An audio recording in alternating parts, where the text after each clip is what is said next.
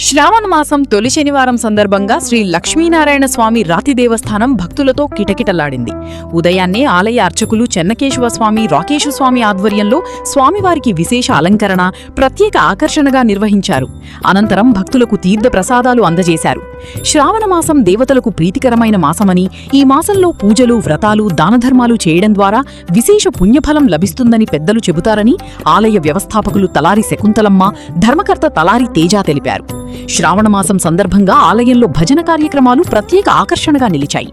అనంతపురం జిల్లా ఉప్పరపల్లి గ్రామానికి చెందిన శ్రీ చెన్నకేశవ స్వామి భజన బృందం, పుల్లలరేవు గ్రామానికి చెందిన శ్రీ పెద్దమ్మ స్వామి భజన బృందాలు భక్తి గీతాలతో ఆలయాన్ని మార్మోగించాయి. చెన్నకేశవ స్వామి భజన బృందానికి first leader Madanagopal, second leader Sarojamma, Sri Peddamma Swamy భజన బృందానికి first leader Thippayya, second leader Peddanna నాయకత్వం వహించారు.